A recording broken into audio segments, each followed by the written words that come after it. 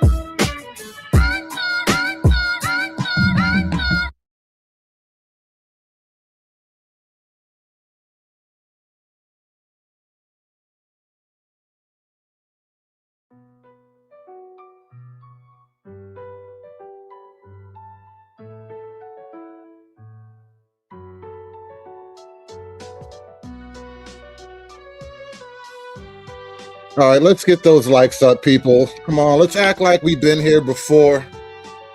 My apologies. I've been out for a couple of days. I probably shouldn't even be doing this right now, but I really fucking missed you guys. So let me start out by saying this, right? I had a hernia, and that shit hurts like a bitch. I had a procedure done on Wednesday, and I've been in a good deal of pain, at least until yesterday. I started feeling a lot better by yesterday, but yeah, having that hernia thing patched up wasn't the most fun I've ever had in life. Let's put it that way. So, and then, so crazy. So if you don't know, a hernia is like when you kind of have, I'm going to be really vulgar. So part of my intestine was spilling out into another part of my body, and it was creating a little bit of a lump, a bulge there. And so basically what they do is like a fix-a-flat. They literally patched me up like a flat tire. They put a little plug in there, glued it all back together, put some gas in my tank, and put me back on the road. It was an experience, I gotta tell you. It was a hell of an experience. But now that that's done, I've had a couple of days of laying up and not doing much of anything. I'm almost ready to get back onto the mic. Because I gotta tell you, for a minute there, it even hurt to talk. Like, not talking, but like, because even when you talk, you kind of flex in your midsection slightly. And if you get a little bit excited, if you laugh too hard, if you speak too loud, it kind of flexes and vibrates things that don't need to be flexed and vibrated at the moment. So I was I was on the disabled list. I was very disabled. I'm going to be taking some time off for work. Go get on some government disability. Gonna be laid out for a while, but I really had to get back on the mic. Too much news was happening and I wasn't talking about it. Way too much news was happening and I just could not drag myself out of bed and get in front of the mic. Even now, sitting down in this chair, I might have to change my setup. I might have to do this show standing up. I think I might have to switch things around. I need one of those vertical standing desks now. I need one of those standing desks that snobby corporate types be using. But we got a couple of things I did want to talk to you guys about. This whole immigration thing is kind of heating up. We're passing the SAVE Act, which is apparently racist against Black people. And we're also giving white people the N-word pass, which is somehow not racist against Black people. I'm really confused about how things have turned out in the last couple of weeks. You see, you get sick, you go on the injured list, and everybody gets all weird. I don't know what happened to people. I'm just trying to keep up. But anyway, like I said, I really had to get back to this. I can't just lay around for days and days and days doing nothing. It's just not in me. Just not built like that. You see the way I'm set up internally, I only get a couple days off and then I got to get back at it. Like the video, guys. Country right now. You won the election because of minority voters. Does this post maybe hurt Republicans with, Black voters after the? I think look. We did criminal justice reform. I did the historically Black colleges and universities. I got them funded. Nobody has been, and that's why I got the highest vote with male Black voters that they've seen in many, many decades. I've done great with the Black voters. Have been great to me. I've been great to them. Black voters have been great to me. I've been great to them. And I am, by the way, the least racist president you've had in a long time, as far as I'm concerned. We have, I've had a great relation. Think of what I've done. You know the funny thing? When Trump says he's the least racist president, what he's saying is that on a scale of 1 to 10, he's not 0, but he's not 10, he's not a 9, he's not even an 8 or a 7. But he's not a 0, which is respectable. Criminal justice reform. Every man should have a slight amount of racism in his heart. If you have balls, you should have a little bit of racism in you. I'm just saying, that's what your balls produce, testosterone and racism. Nobody else could do it. Obama couldn't do it. Nobody could do it. Clinton couldn't do it. They actually went the other way. They went into a very bad thing for African-American people, Black people. They did very bad things. I did very good things. But criminal justice reform, and then I funded the universities, which nobody else was willing to do. They were going every year. They'd come back to Washington and they'd be begging for money, begging. I got to be friendly with some of the heads of the schools, and they would come back and they would literally tell me they're forcing us to beg. I'm the one that got them long-term financing and more than they were looking for. So there's nobody that's done more. And I think maybe more than anything else was criminal justice reform. They've been trying to get it for years, and I'm the one that got it done. So nobody can tell me about that. that somebody posts a staffer, post, and I knew it was all about.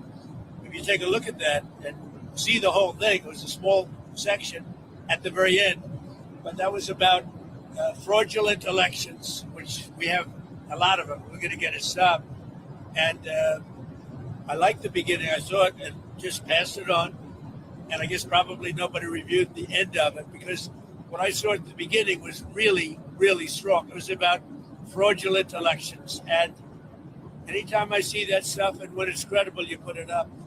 But somebody slipped and missed a very small part. Now, by the way, again, the takeoff one, I guess, I didn't do it, by the way. This was done by somebody else. This was a retruth. That was not done by us. But that was a very strong truth. It was a very strong statement made about the fraudulent elections in a certain part of our country, which are really bad.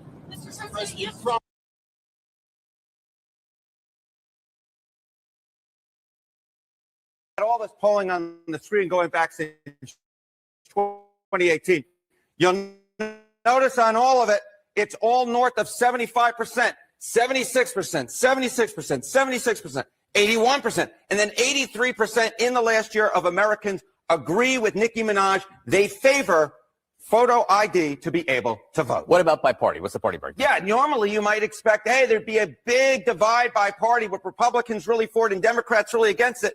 But not really here. I mean, just take a look here. Favor photo ID to vote. You got 95% of Republicans, pretty much all of them, but even 71% of Democrats favor photo ID to vote. So again, Nicki Minaj posting that on X, and what you see is that the American people, actually, it's not really all that controversial. The American people are with Nicki Minaj, whether they are Republican or even if they are Democrats. We're talking about 7 in 10 Democrats agreeing with Nicki Minaj that you, in fact, should show a voter photo ID to vote. What's the racial breakdown? Okay, what's the racial breakdown on this, right? Because I think a lot of people make the argument that people of color, non-white Americans, have a harder time procuring a photo ID to vote. But even here, take a look here. Favor photo ID to vote. 85% of white people favor it. 82% of Latino. 76% of Black Americans favor it. So the bottom line is this. Voter ID is not controversial in this country. A photo ID to vote is not controversial in this country. It is not controversial by party, and it is not controversial by race. The vast majority of Americans agree with Nicki Minaj that, in fact, you should have a photo ID to be able to vote. So something of a non-controversy, in other words. Very good. The alliteration of Mr. John Berman, that Harvard education, paying off once again. Harold, and thank you very much.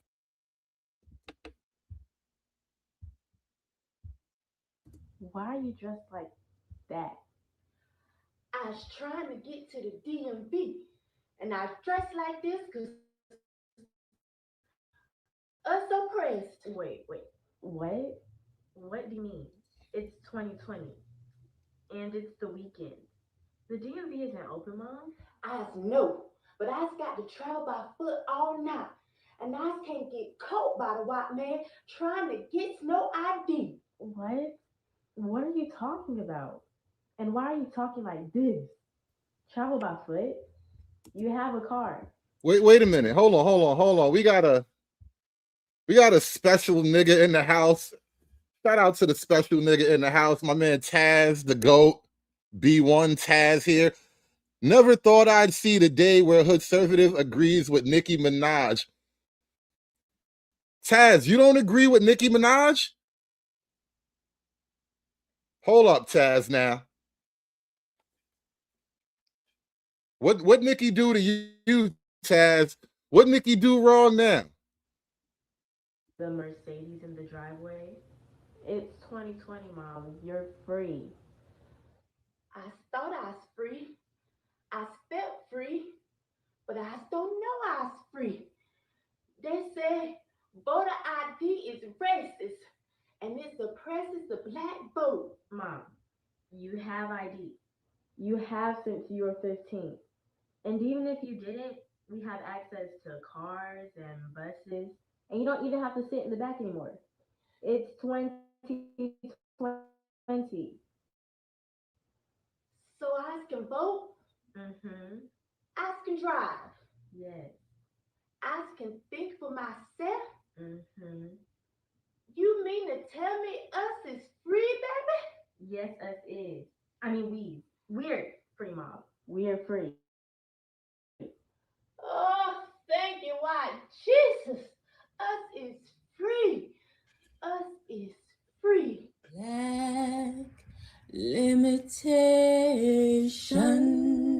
about the Cellulite podcast. I hope you know, bro, we are free. We are free. Not everybody has caught the news, but apparently black folk, we can vote. Good afternoon. Let me begin by thanking my good friend and the chair of the Congressional Black Caucus, Congresswoman Yvette Clarke, for her continued leadership and partnership. Let me acknowledge all of the members of the Congressional Black Caucus, including, of course, our immediate past chairs, Congressman Stephen Horsford and Congresswoman Joyce Beatty.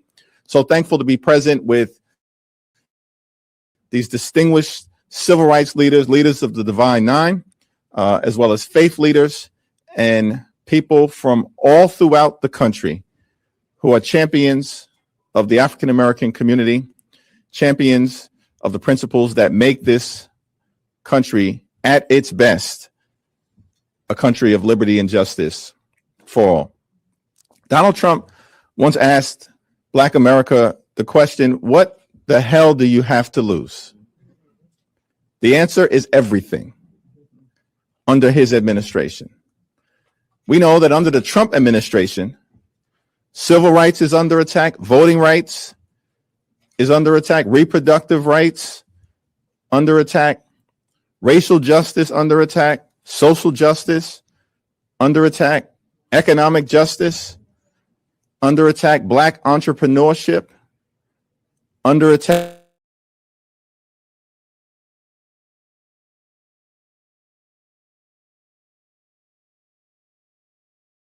Black America is under attack. The United States of America has been under attack by the failed policies of a failed president and sycophants in the Republican Party who continue to act like nothing more than a reckless rubber stamp for Donald Trump's extreme agenda. Under the Trump administration, the Black unemployment rate is up, the Black home ownership rate is down, and healthcare is being ripped away from millions of Americans, disproportionately impacting Black and brown communities and lower income white communities throughout the nation. But we're here as members of the Congressional Black Caucus, civil rights leadership, faith leaders, leaders of the Divine Nine organizations, standing together to make clear that we're not going to step back. We're here to fight back and to make sure we protect the interests of Black America and all of the United States of America.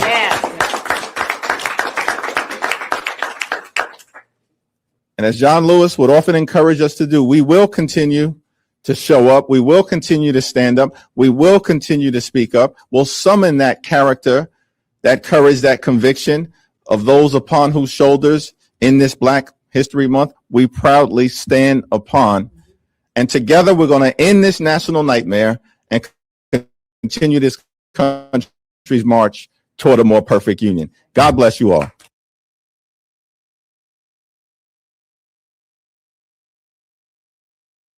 For almost 5 decades,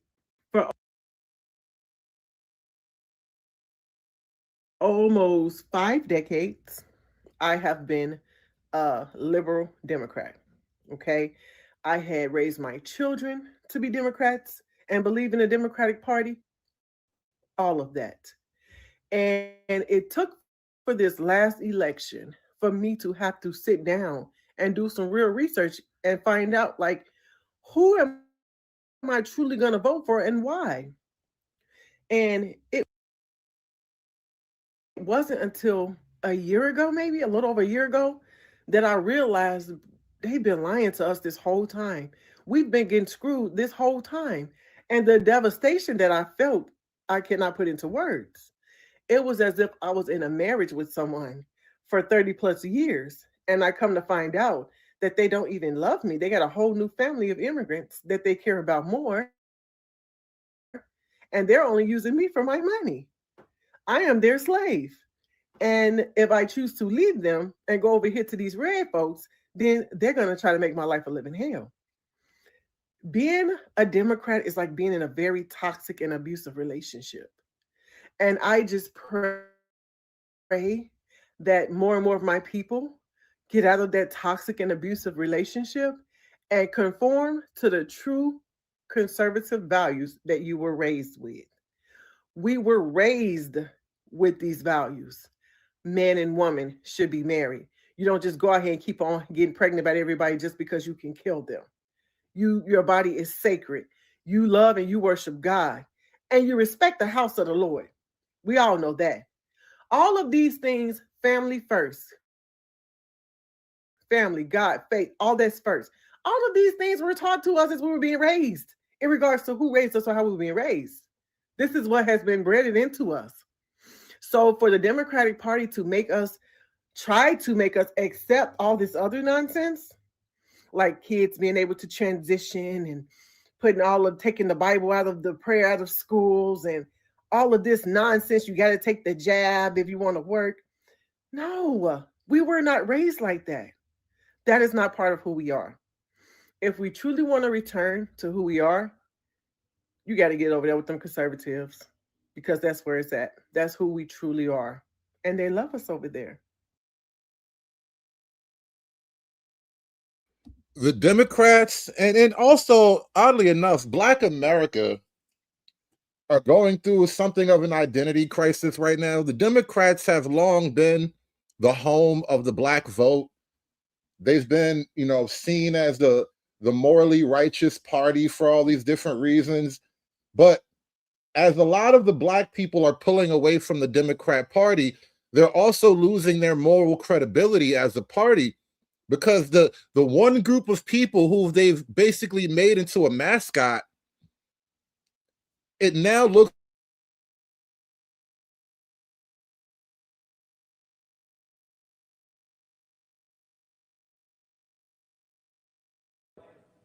But so one of the biggest things that are going to drive us in this underclass structure will be conservatism. The second thing is that you're going to have an unending influx of immigrants into the country.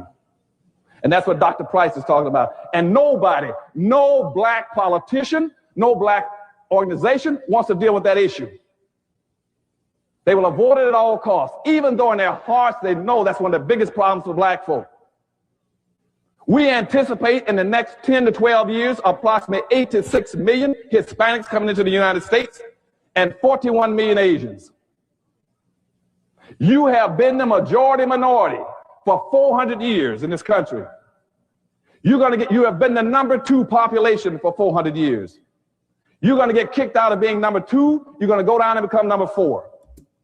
Now, common sense. In a lot of ways, this whole FBA, Black identity, this new version of the Black identity movement, this FBA thing, and don't get me wrong, I'm way too right-wing to be fully on board with a lot of the FBA stuff, but I like the idea of an organic, Black, nativist, nationalistic movement, even though they are a little bit liberal for me. You niggas are never getting your reparations, get over it. But there is an identitarian, there's an existential crisis that the FBAs are at least confronting, which is that you are attempting to overwhelm us, not just the country, but Black folk directly. You're overwhelming the Black vote with the immigrant Latino vote to the point where the Black vote, even if it's a large 90% block, it will not matter. You are going to drown out the Black vote with the Latino vote. Even a third grade education would tell you, if you didn't get anything when you were number 2, we cannot make significant progress on racial equity. This country is doomed. It is doomed, not just because of African Americans, but because by 2040, this country is going to be minority white European. You hear me? Minority white European. And you guys are going to have to start working more with Hispanics. Uncle Joe tried to tell you Negroes, all right? Remember Uncle Joe? He tried to tell you Negroes, you're going to have to work for the Hispanics. I know he said with, but in reality, it's for. Joe lies to you guys. I'm not going to lie to you. He uses soft words like work with, and I'm like, no, you're going to work for. That's how that's going to happen. You're going to work for them, not with them.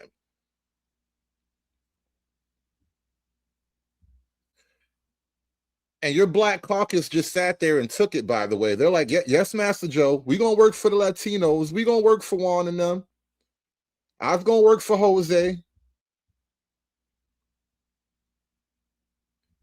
Yes, pre-1965 America was mostly 90-10. 90% white, 10% Black, 1% other.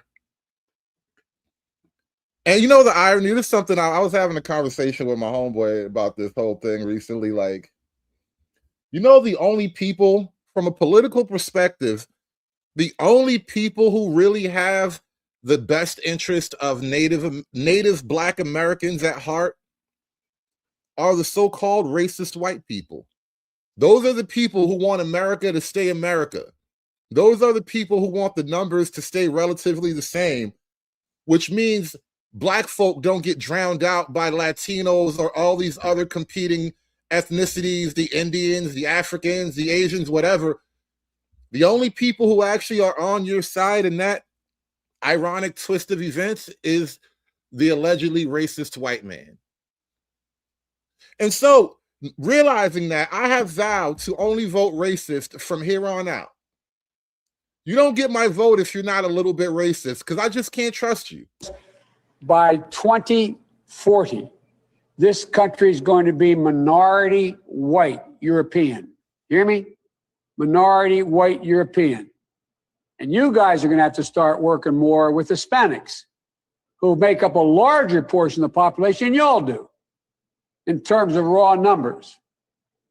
We're going to have to be working with a whole group of people that, in fact, are the single most diverse democracy in American history and anywhere in the world.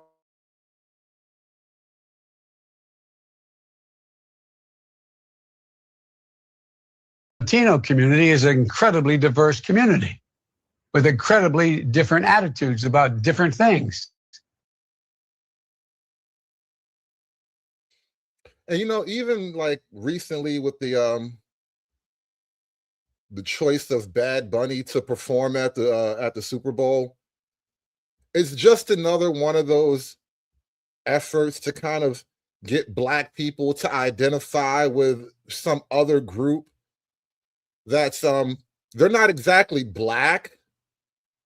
They might resemble you in some way. You might share some affinities even, but they are distinctly not you.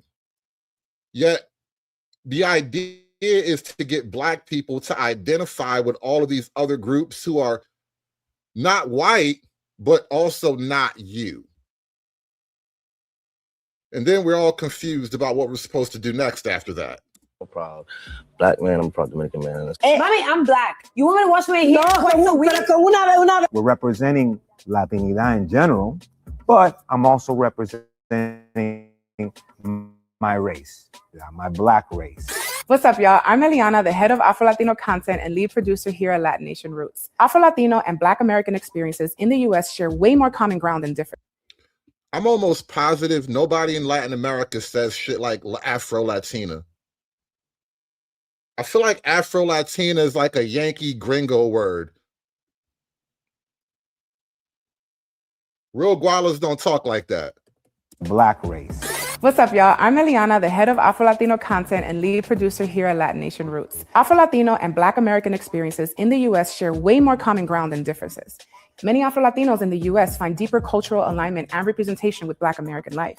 And at the same time, countless Black Americans have Latino roots, but they feel disconnected from that identity. With shows like Blacktinidad, here at Latin Nation Roots, we aim to bridge this divide by centering our shared stories, our culture, and our lived experiences. Black or brown, you know, there's a lot of oppression and there's a lot of obstacles that we face. Yeah, I was noticing that I was the only Afro-Latino or just Black man in the office in general. And both. I love being both. Yeah. Policing of Blackness. Like, people like to pick and choose when and where certain people can identify as Black or can't identify. Like, there's a misconception that there aren't Latinos that look like me. So in the end, we focus on where our histories started, which allows a space for the full Black diaspora to be seen and understood.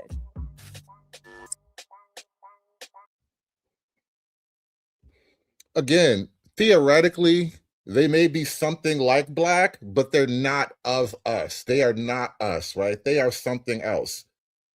They resemble us and phenotype only, but they are not like us. And again, only because being a racist requires you to understand the intricacies of the others. Only the American white people that have been called racist really understand who's an American and who's not.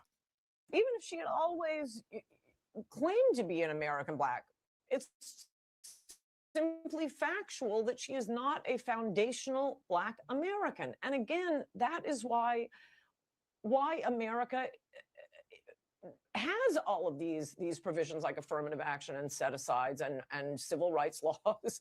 It is because of the shame and guilt about slavery and Jim Crow, both little democratic enterprises, by the way.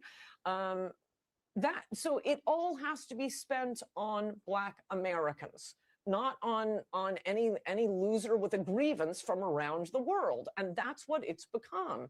I listed in that column you mentioned, Peter, because it always makes me laugh that all the good diversity jobs are going to immigrants. There was Claudine Gay, the head of some a lot of the affirmative action programs and there are like 200 affirmative action or DEI administrators.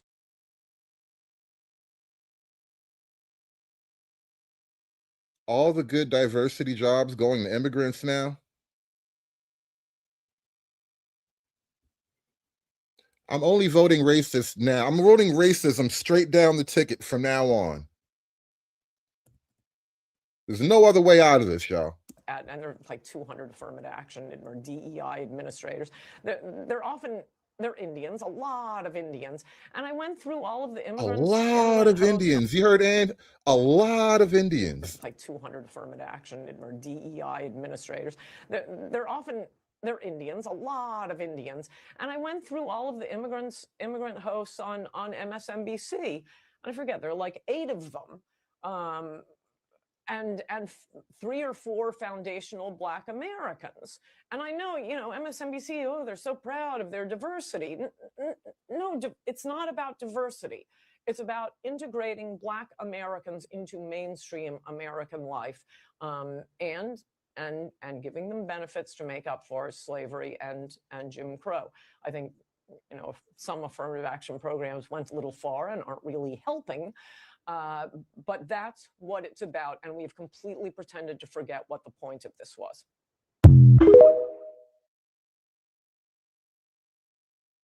Sometimes I get asked, why do you criticize Democrats more than you criticize Republicans? Is it because you love the Republicans and hate the Democrats? No, I didn't vote for either party. The reason I criticize the Democrats more than the Republicans is because you have to understand the concept called quid pro quo. Quid pro quo means something for something. That means that if you give somebody something, they're supposed to give you something back. If you give them nothing, then they don't owe you nearly as much. So when somebody says, well, the Democrats didn't do anything, but what did the Republicans do? My question is, well, did we give the Republicans 80%, 90% of the Black vote? Have we supported the Republicans in every election since the Civil Rights Movement? Do we make sure that Republicans get into office the same way we make sure Democrats get into office? The answer is no. So why would you think that a party that you gave nothing to is supposed to give you the same as a party that you gave your whole political life to, all your political power to? That's like somebody going to work 40 hours a week, and then when you ask your boss for the paycheck, he says, well, what about the company down the street? They didn't give you nothing either. That's not the same thing. You're going to say, hey, but I worked for you. I did the labor for you. I invested in you. So people got to understand, look, the day I will criticize the Republicans more than the Democrats will be when the Republicans are getting 90% of the Black vote, then they will be in my crosshairs.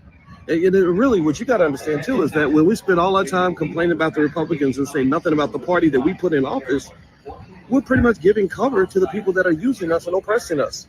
So no, I don't think that it should be the same. You don't go to the people who owe you nothing and expect to receive the same that you get from people who owe you something. People who don't get that need to go study quid pro quo. Go read a copy of Powernomics by Dr. Claude Anderson. He explains it very clearly. And unfortunately, our people don't know that. That's why we'll sit there and give everything to somebody who gives us nothing. And then they say, well, what did they give you? They didn't give you nothing either. Well, they don't owe us as much as you do because we gave you everything. That's my 2 cents. If you want to know my solution, it's wealth. I have a PhD in finance. I teach wealth to 10,000 people every morning for free. Put the word money in the comments if you're on Instagram, and I'll invite you to class. Shout out to Boyce Watkins. That's like the first time I've ever unironically played a clip from Boyce Watkins. I usually don't like what this nigga be talking about, but he was spot on right there. He was spot on. You're getting nothing for your vote. If you gave the Democrats your vote, you could at least give a nigga $1 over here, is all I'm saying. You gave them niggas all your votes all this time, you can at least give me $1. Shout out to my man Joey Montana with the $9.99. As a representative of the Guala Guala Nation, we normally don't speak like that. Hence the joke, I know black, I Dominican. We have a lot of similarities, but we are not exactly the same. That is absolutely true. Shout out to the Dominicans over there. Right now, as we speak, you know what the Dominicans are doing? I promise you, go look it up. They are violently deporting any Haitian that they can catch. You better have every line of your paperwork accurate, nigga. The Haitians are getting deported from the Dominican Republic, and nobody gives a damn. That's just how it is. That's just the way it is. But shout out to my man Joey Montana with the $9.99. Smash that super chat button for me, y'all. Hulk! Smash!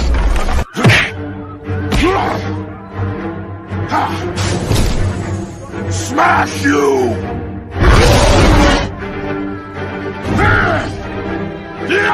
You make Hulk angry. You not like Hulk angry. Hulk no like fighting girls. What they're trying to do here is the same thing that was done in the South for decades to prevent people of color from voting. See, this is where my righteous anger pop up because I know what he's saying is a lie. I live in the South. I've been living in the South my whole life on the Gulf Coast. I go to vote every single time there's an election. And guess what? I show my ID. I write my signature. They check to make sure who I am. I go vote. No problems. Nobody asking me any questions. Nobody making me count the jelly beans in the jar. And quit lumping us in the people of color category. We're Black Americans. And we are citizens, and nobody is taking away our right to vote. What? Exactly. We're not getting deported and we're not being disenfranchised. We just need you niggas to prove that you're not an illegal when you come up here trying to vote next to homegirl on the screen. She's been here way too long to let some illegal immigrants come and dilute her vote. They're doing is they're using Black people, going back in the past, provoking emotional manipulation because they know if they say Jim Crow or slavery, Black people are going to be like, oh my God, he's right. They're coming against us. This has nothing to do with you, Black people. Wake up. People of color he talking about is illegal migrants. They don't have IDs. That's their new voting base. Letting these people use you. I've been having an ID since I was 15 years old. I'm 50 years old. Every Black person I know has an ID. You need an ID to drive. You need an ID to go into a club. You need an ID to fly on a plane. You need an ID to go into another country. You need an ID to buy liquor. You need an ID to buy cigarettes. I don't know any Black person without an ID. Even the poorest of the poor Black people have an ID. JJ down the street that dig in the trash can that I pass by and he always bothering me about a little bit of money. And when I feeling a little giving, I give him $5. Guess what he do? He goes straight into the liquor store. So even the homeless man got an ID. Black people, y'all can keep letting these liberals play in y'all face, but Malcolm X warned y'all about these people. They're using you. This is about getting illegal migrants to vote. They don't have an ID, so they don't want any questions whenever they walk in there. They are the Democratic Party new voting base. They are the new slave. For instance, if you change, you're a woman who got married and changed your last name, you won't be able to show ID and you'll be discriminated against. If you can't find a birth certificate or a proper ID, you'll be discriminated against. Well, first of all, that's a lie. I've been married twice. Don't judge me. Divorced and then he died. Now I'm remarried. Now let's get back to it. Both times I presented my birth certificate and photo ID. And then I got a marriage license. I got married. And then if I tarried on getting my name changed, guess what? If I went to vote and I didn't have the right name, all I have to do is bring my marriage license. And we know we got a birth certificate. You know why? Because I needed it to get my marriage license, dummy. Or if you didn't need it, you had to have some type of ID in order to get the marriage license. So you bring both. You bring both. And they check it and they see that the marriage license is your name change. That is just if you just got married at the time of an election. Most of us women, we get married and we handle business. We go ahead and get that new social security card and that new driver's license. Black America, I'm going to need you to wake up. Did you hear what I said? Black America. Okay, we have a woman in the chat named Yolanda Half Almond. She says, I guess about me, another black KK Klansman defending their pedophile masters. And I think it's interesting how being even slightly right-wing or conservative, and look, don't judge me. I'm full far-right fascist, so I might be the bad thing you're worried about. But I just think it's interesting how being a little bit right-wing, you automatically become a white man to other black people. It's like as soon as I become conservative, I become something like white to the minds of a lot of black folk. It's very strange how that works out, but I'm going to lean into it. Respect my whiteness, bitch. You just stated that the SAVE Act is an attack on civil rights and is racist. Could you just explain that further? Because 76% of Black Americans support the SAVE Act, according to CNN. Is that correct? Yeah.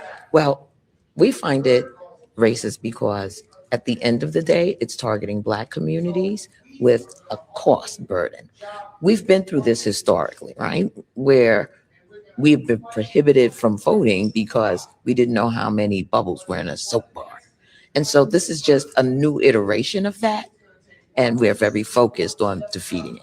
But if 76% of Black Americans support voter ID, I don't believe that 76%. CNN reported it. Well, that's Check out the possible. polls. That's possible. Okay. But I do not agree with it. You just stated that the SAVE Act is an attack on civil rights and is racist.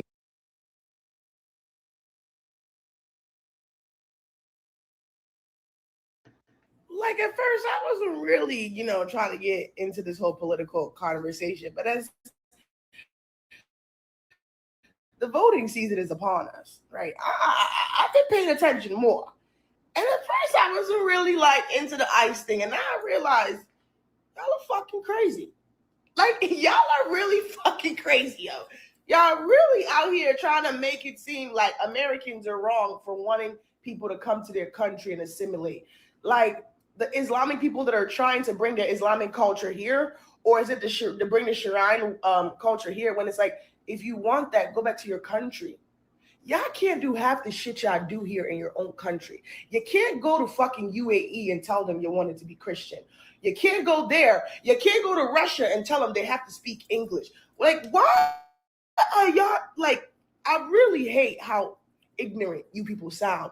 And you're mad at Americans because Americans want America to be about America. If you don't like America, go back to where you want to implement your fucking culture.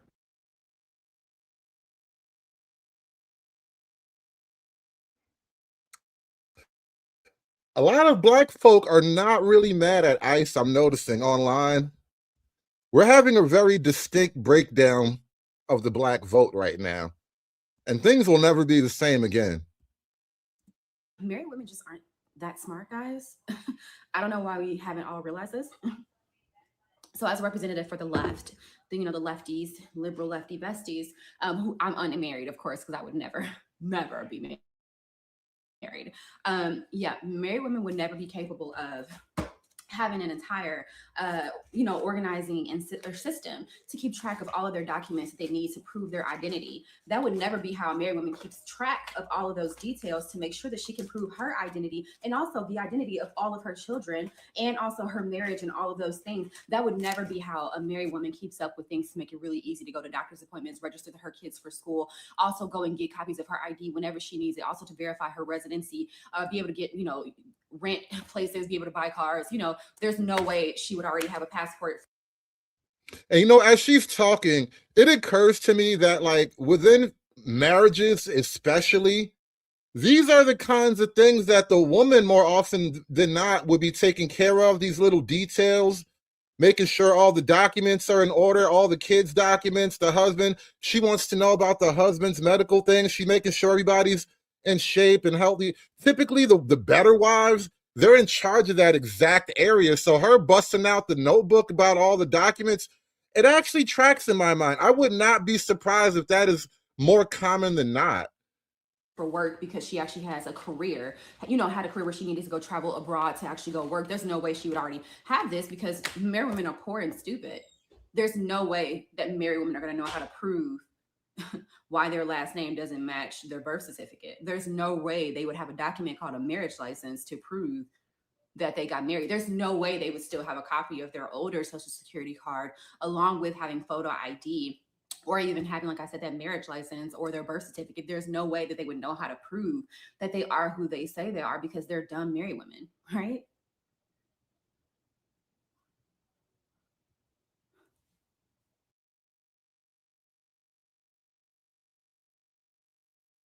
One other thing, I just before we leave, I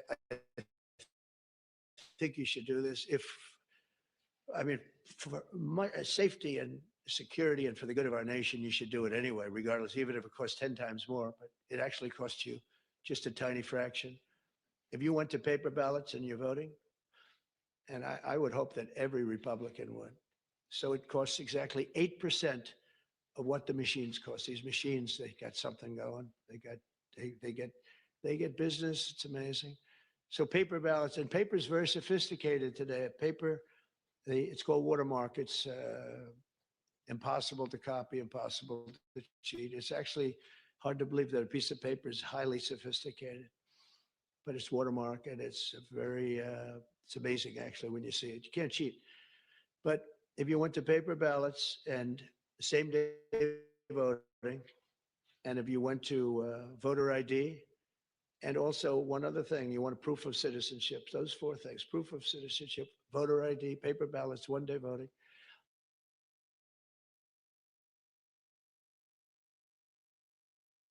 And so, of course, they're using this whole voting issue to kind of rally the civil rights troops. And it's just not really landing the way they wanted to right now. There are way too many aggrieved Black voters out there for the narrative to hold anymore. And then because they want to control the idea of the Black identity, you have Black people with their own ideas of the Black identity now pushing back and speaking up, because the identity can't just belong to the politics, right? Your Black identity can't be owned by the political winds. Sweetheart, I'm a foundational Black American. Yeah, I'm black, blackity, black. I'm so Black on my birth certificate, it has me listed as a Negro. Let me give you a little quick education. Because I know you believe you believe everything that the Democrats have been feeding you since birth. But let me give you a quick education.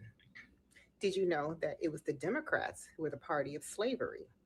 It was the Democrats who were the party that stopped Lincoln from giving out the 40 acres and a mule to Black people, to the newly freed slaves. It was the Democrats who instituted Jim Crow. It was the Democrats, here, listen closely, that opposed every single amendment, every one, for Black people to be freed and to get any kind of civil rights. The Democrats were the ones who did that. But somehow or another, they managed to fool you. They managed to stick the banana in the tailpipe, and you fell for it. Most of us fell for it. That it's the Republicans that are the racists. No, sweetheart, it's the Democrats. Everything bad that has happened to our community lies at the feet of the Democrats. Actually read your real history and quit listening to these people. It's the Democrats.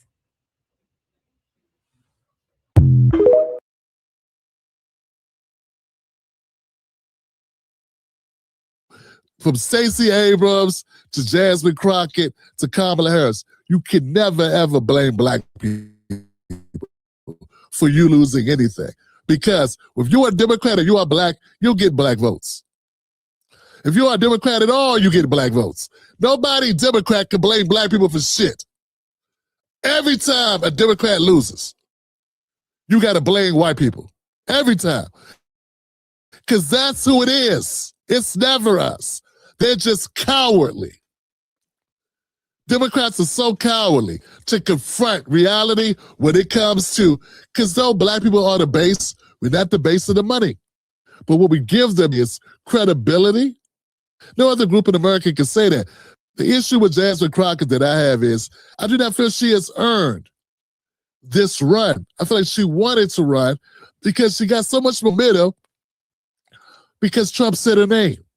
And most of her campaign has been about complaining that Trump says her name, which is crazy. Which is the only reason why you know who she is, because Trump said her name.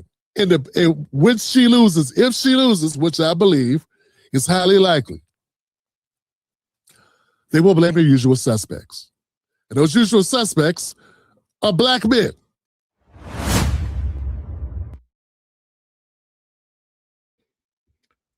Again, the black vote has to be owned by the Democrats, but at the same time, they're trying to trade you out for a new Latino immigrant voting bloc, which it has to mean something for your black vote. And so it's a little bit of a bait and switch happening right now where they want you as black people to defend, to vote against the SAVE Act. They want you to assume that you're losing your voting rights. But in reality, you're losing your voting rights by having all these illegal immigrants come out and dilute your black vote.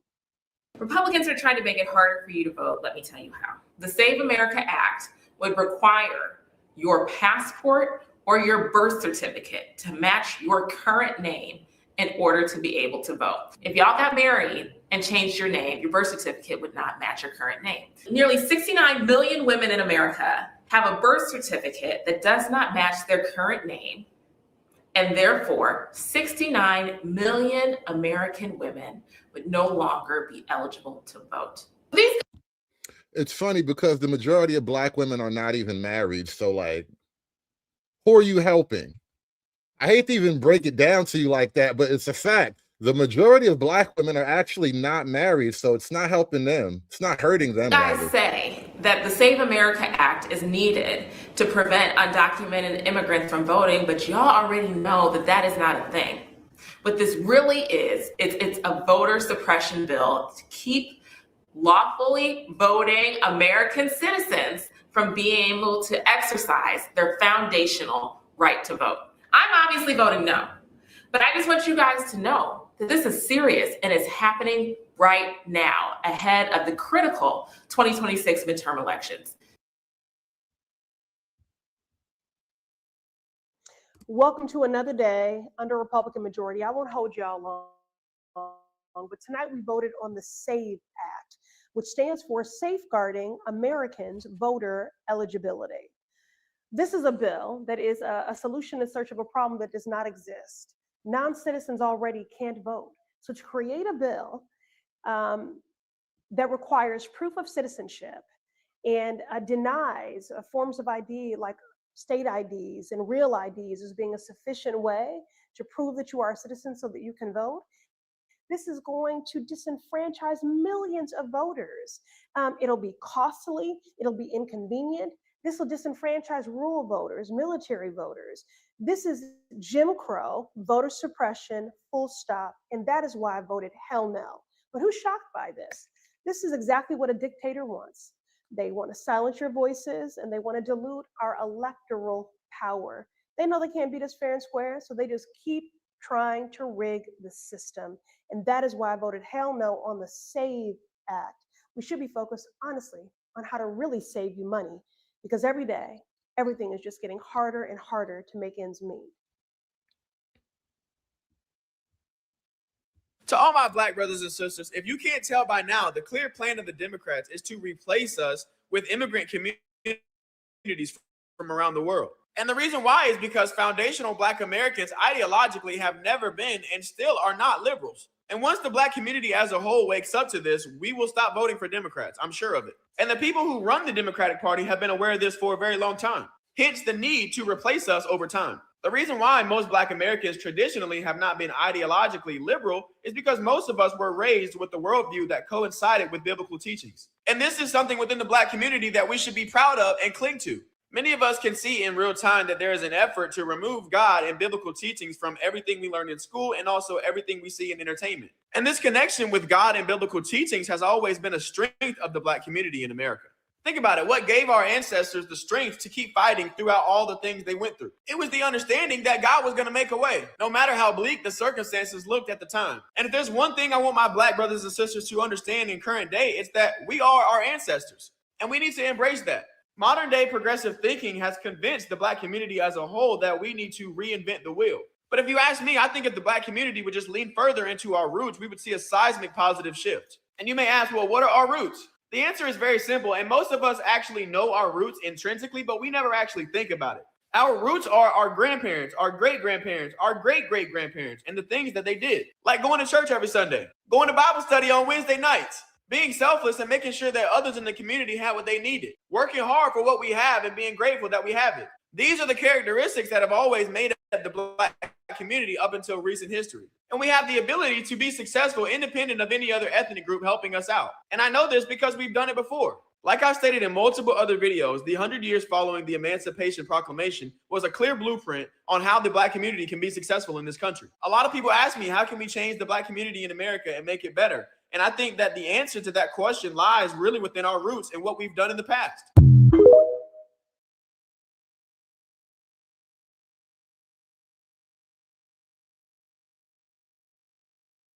Also in Washington, conservatives are pushing for the passage of the SAVE Act, which would, among other things, require documentary proof of U.S. citizenship before registering an individual to vote in a federal election.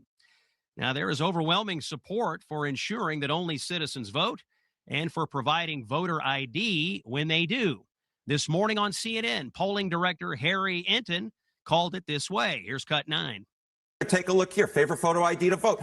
85% of white people favor it. 82% of Latino. 76% of Black Americans favor it. So the bottom line is this. Voter ID is not controversial in this country. Fully 83% of the American people support photo ID before you can vote. And to reiterate, Black voters, 76%. White voters, 85%. Latino voters, 82%. Now, Chuck Schumer, the Senate Democratic leader, calls all of this Jim Crow 2.0. Now, when you hear them bring out that old chestnut of a talking point, you know they really have nothing. But how can it be when Jim Crow 2.0, when Black voters themselves overwhelmingly support voter ID? Again, Black voters support showing ID, 76%. A white Democrat from New York City, it seems to me, is telling Black voters they are too stupid to know what is best for them. And that, ladies and gentlemen, is the modern Democratic Party in a nutshell.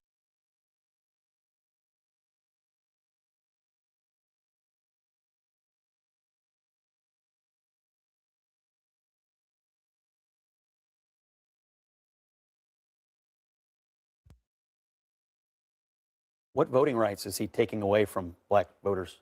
Oh, if we look at the SAVE Act? the SAVE Act, that's Okay. exactly what we're talking about. That is actually going to continue to disenfranchise overwhelmingly a lot of people of color.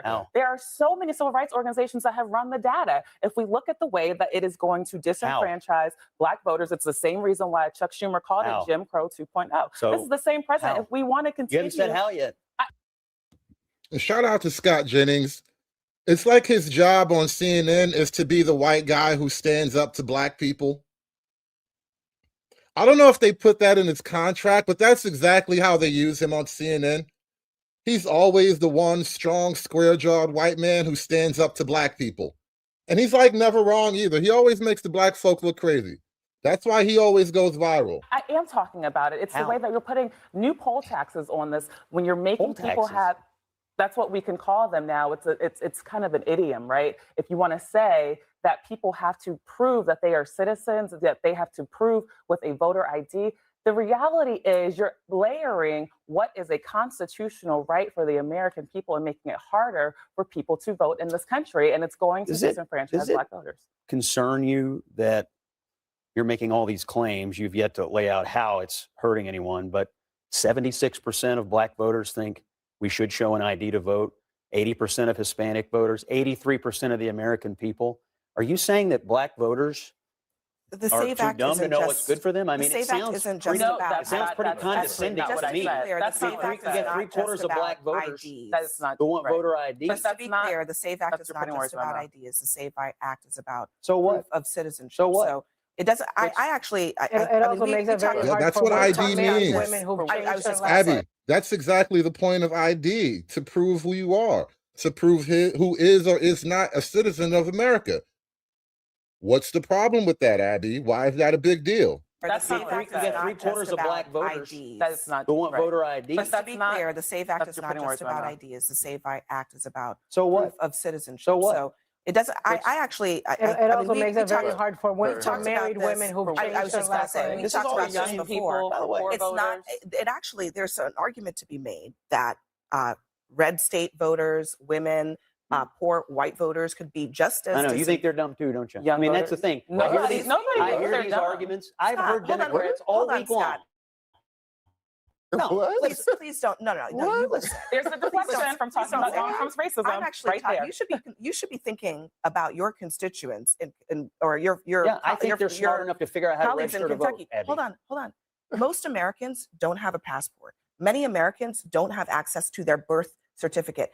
Many women, a majority of women who change their names for marriage, listen, have to provide additional proof that they've changed their legal names in order to register to vote. I have heard So, Democrats Scott, why make don't these you same actually arguments. respond to the substance of what I'm saying? I am, and the as substance opposed is to this. making You're this about saying- something that it's not. You're saying it's not just you're about saying voter ID. married It's women, also about Black who has voters, access and rural people to. are too stupid to figure out how to Excuse register to me? vote. No, that's not. that is That's not what Democrats have been offensive. making That this is argument all so week. offensive. Crazy. That That is is not so what she offensive. said. Let me Are you let me saying offer they the can't proof. figure out how Let to me vote? offer. Let me. Again, the so-called racist white man, he at least thinks the Black people are smart enough to vote. And all of his alleged white man racism, he knows these niggas can actually figure out how to learn to vote. They done figured it out for 100 years now. You think they're going to forget tomorrow because you got to show up with ID? Scott's actually really like, and it's wild. Let me see. It's 1, 2, 3 Black people and a possible. I see 3 and a possible up there. And he's crushing all of them. Because are you telling all of you Black and possibly Black people telling me that Black people are too stupid to learn how to vote? Are you saying they can't figure out how to vote? I'm just saying it is a fact that a majority of Americans do not have passports. Many Americans, including white people, okay, do not have their original birth certificate or access. You didn't say to what you it. said. Rural. I would love to offer the proof on this. Yeah, because that is also relevant. It doesn't matter to me where people. I guess live. I have a little more faith in Do they have rural access? America and married women than you do. Look, I don't You're know saying why. they can't I figure don't out know how to why. vote? He has more faith in Black people than Abby and all of the possibly Black people at the table. All of these alleged Negroes, Scott Jennings has more faith in Negroes than all of the Negroes at the table. This is an amazing moment right now. You want me on that wall. You need me on that wall. You think What why is you're going making on this here? about whether you're smart or not. You're Access saying that they can't to- vote, that they access to can't figure out how to Scott, document to register to Scott, vote? Access to documentation of proof of where you were born or proof of citizenship is an additional thing that people Because will at have one to point, do. Black people actually She weren't even describes it as a allowed barrier to to vote. It's a barrier. It is a barrier. This Scott, do you have- is Scott, do you have your exactly. original birth certificate? Yes. Okay. But at one This point, is- Black Does people were everybody not that allowed you know to have their certificates original in birth this country. certificate? Everybody that I know? Yeah. I don't know. I mean, But I know where mine is, and I know where my kids are. There are elderly people in this country who are 80 years old and they haven't seen their original birth certificate in decades. They would need to provide this is proof of fear-mongering. citizenship. This It is not fear-mongering at all. It's not That's not- fear-mongering at that's all. just a reality. It's not fear-mongering And at all. listen, Jim Crow here's how- 2.0. Scott, They said that about the Georgia It is. law, and what happened? Voter participation Scott, went the up. fact Right. You said that exact thing about Georgia, and the votes went up basically. All they do is gas you up about racism and Jim Crow and slavery and shit. This makes Jim Crow look like Jim Eagle. Citizenship. It is not fear-mongering at all. It's not fear-mongering at all. That's just a reality. It's not fear-mongering at all. Listen, Jim Crow here's how- 2.0. Scott. They said that about the Georgia law, and what happened? Voter participation Scott, went up. I hear you won't answer why you still support a Here's how racist policy president is is supposed to actually work in this country. the problem. And by the You way, have a proposal, you look at the impacts of it, and you decide whether it's the right thing or the wrong thing to do. I think it is perfectly fair, whether you think that it disproportionately affects people of color or not, to ask the question, will a majority of Americans who want to be able to vote be able to access the documents that they would need Yes, I in think order yes. to prove Clearly, citizenship? But Abby, you're asking That's the your underlying view, but I'm question, saying which is people have impact. raised questions about The reason that it works this way is impact. You mentioned Jim Crow 2.0. No, I what didn't. you, That's what you Schumer just thought. said, the words Jim Crow 2.0, so I'm going to put it right here at the moment.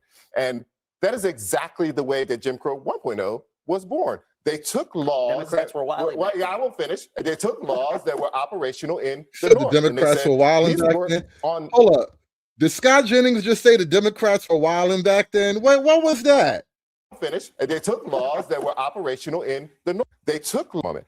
And what you just said, the words Jim Crow 2.0, so I'm going to put it right here at the moment.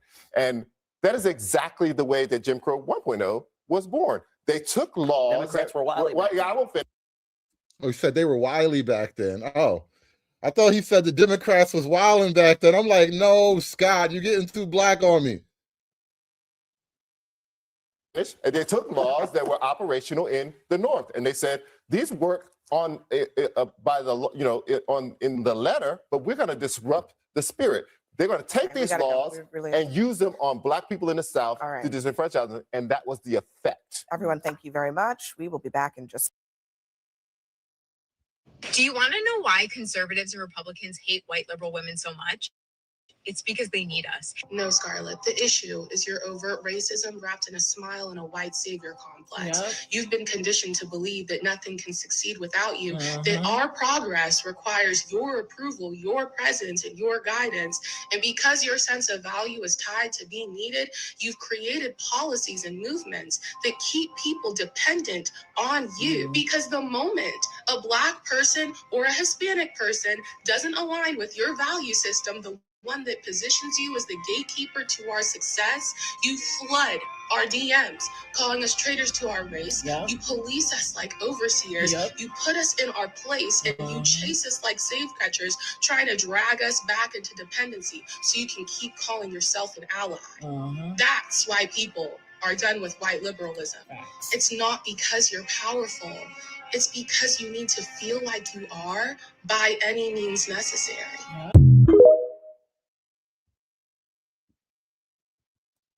I want to talk about these white liberals and the racism that they claim to hate. There was a lady the other day, I think she was like some lady on the Home and Garden Network or something like that, some random white woman, and I think she said the word fart nigga. Are you guys familiar with the fart nigga scandal? There's a put a 1 in the chat if you're familiar with the fart nigga scandal.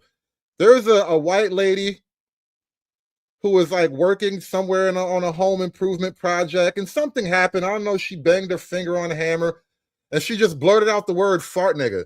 I don't know why. It was incredible.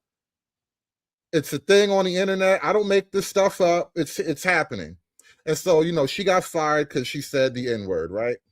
Because Black folk are very sensitive about the N-word. Are you just like pure white? I'm pure white.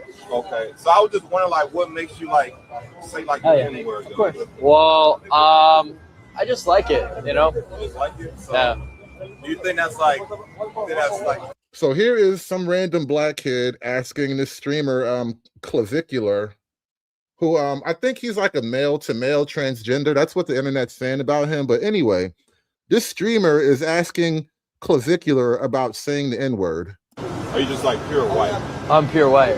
Okay, so I was just wondering, like, what makes you like say like the N-word? Of course. Well, I just like it, you know? You just like it? So, Yeah. do you think that's like, you think white people can say the N-word? Like, you think that's acceptable? I think I can say the N-word. I think I can say it. I don't really think that, you know, it really matters that much. Why you think it doesn't matter?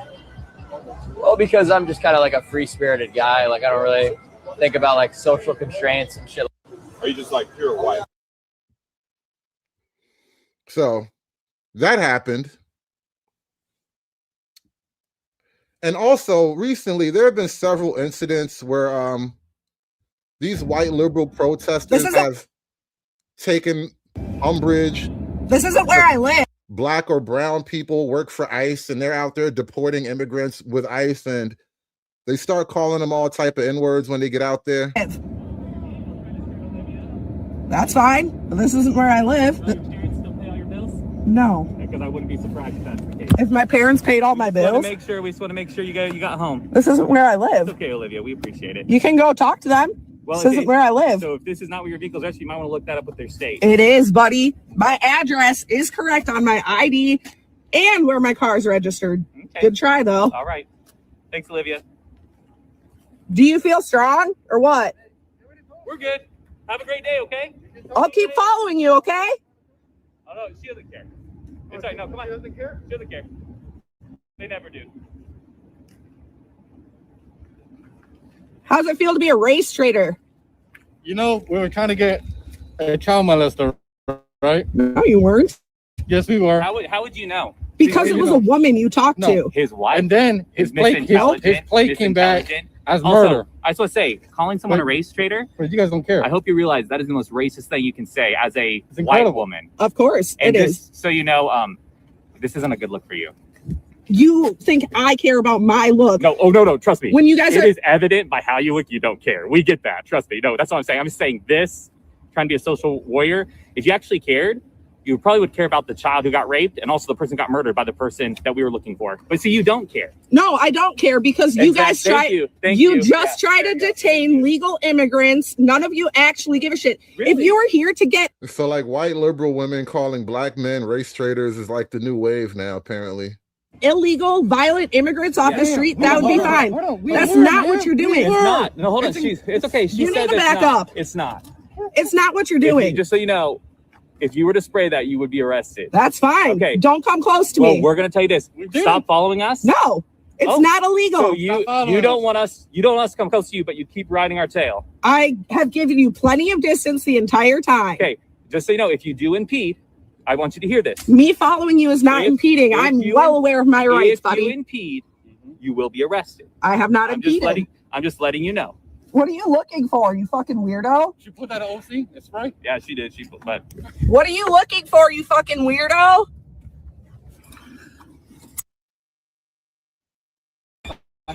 Energy. Like we should rip people apart from their families. Are you a man? Wow, is that a question? Wow. Okay. How do you feel about ripping people from their families? Does that feel good?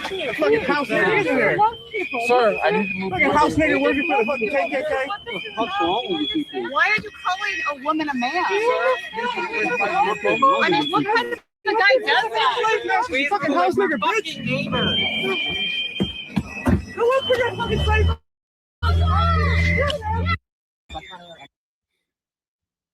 And so you're supposed to ironically be on this team. And again, I'm confused. I thought all this like racism talk was bad. I thought white folk was not allowed to talk like that to black people. But here, notice the rules change instantly. 99.9% of the time, it is wrong for a white person to call a black person the N-word, but we may have found the exception.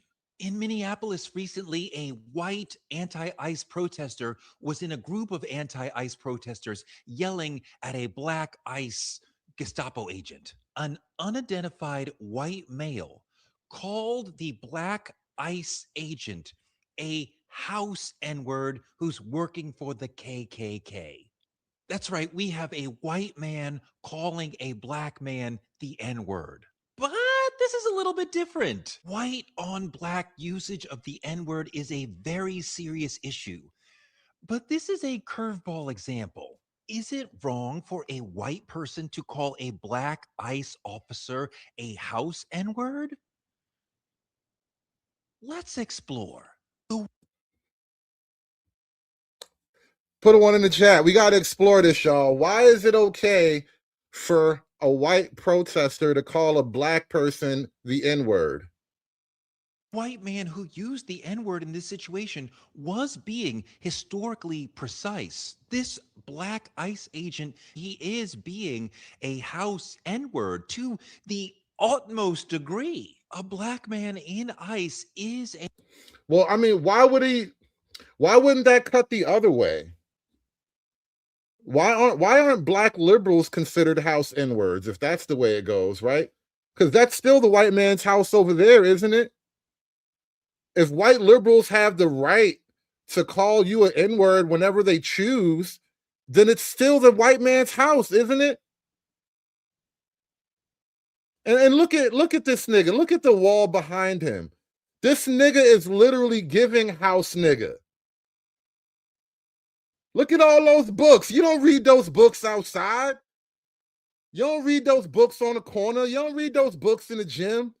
You don't read those books on the strip. You wasn't out there in the street with them books, nigga.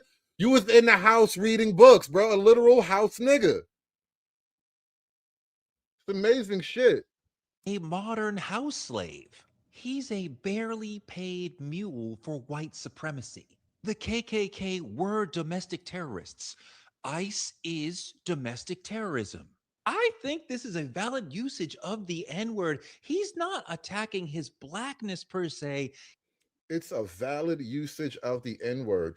We have gone so far. Look, literal crazy eyes, by the way. We have gone so far to the left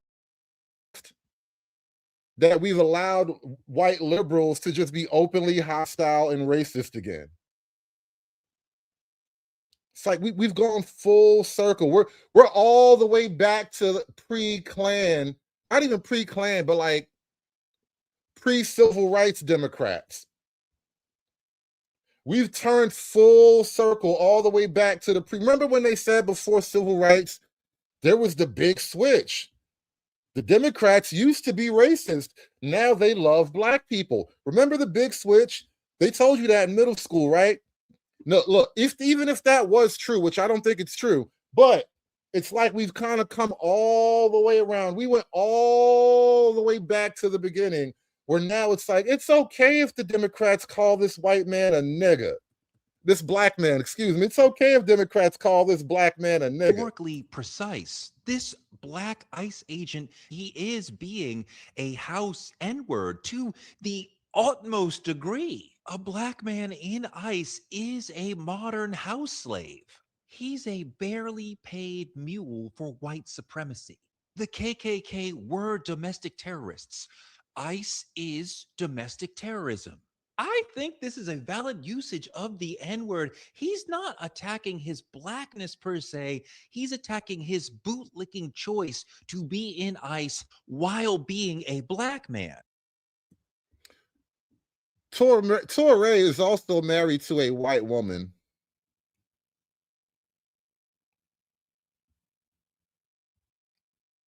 I just think it's interesting. Being black in ICE makes you a house N-word. So to call you that, it's almost like a professor pointing out, oh, look, there's a modern house N-word. I think this usage is valid and acceptable. Now, the only appropriate response to this is to refer to all the black liberals as house niggas. And then explain in great detail how black liberals are in fact house niggas.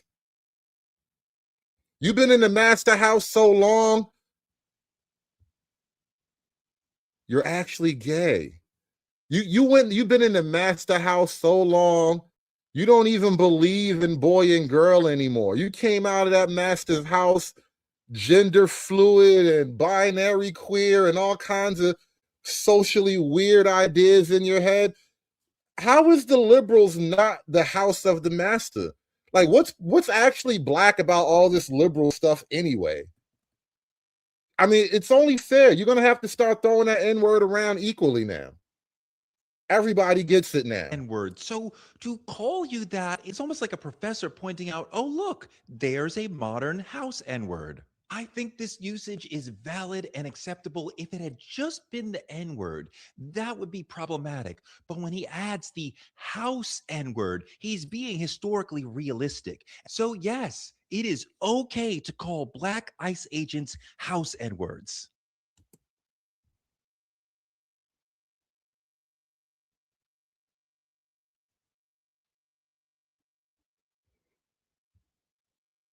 These are the type of people that you kind of want to fight sometimes. Like, I bet if I punched you in the mouth, you wouldn't say that shit to me no more. Yes, it is okay to call black ICE agents house N-words.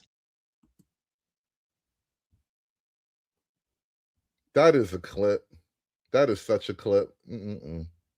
Gotta isolate that for later.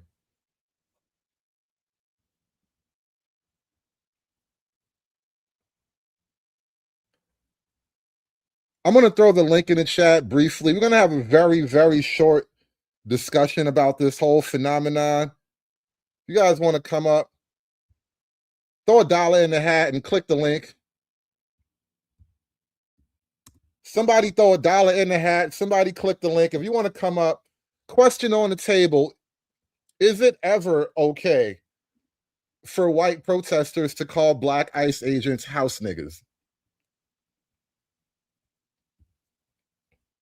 That is the question. Having a bit of a philosophical debate up here about the N-word pass, y'all. Do white liberals get the pass against black ICE agents? Can white liberals use the N-word unironically?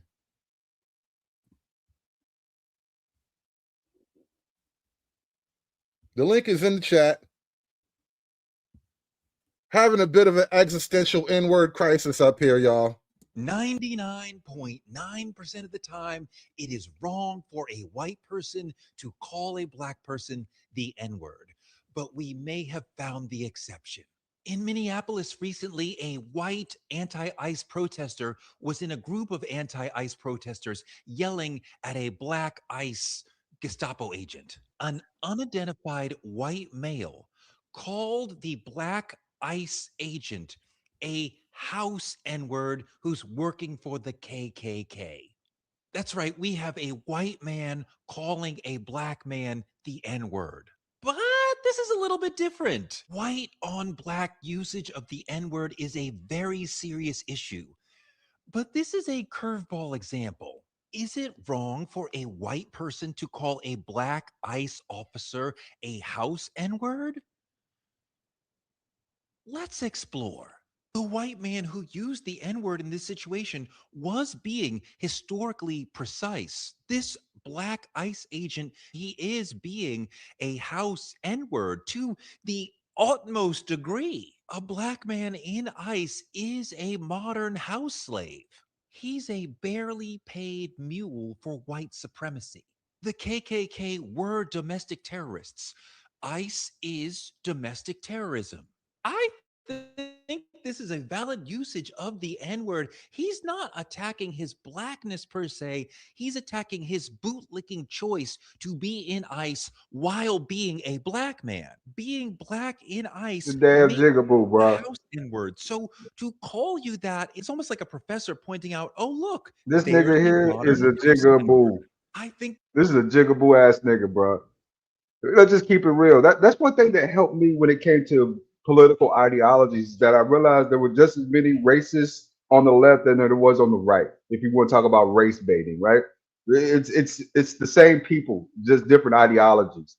So when I hear niggas get on here and say, "Oh, we condone that because of the black guy was working against us," basically the black guy was working for your benefit versus against you, because believe it or not, you know what I'm saying? If you're talking about Minnesota, I mean, they just called a new STI based on fucking ringworms, bro.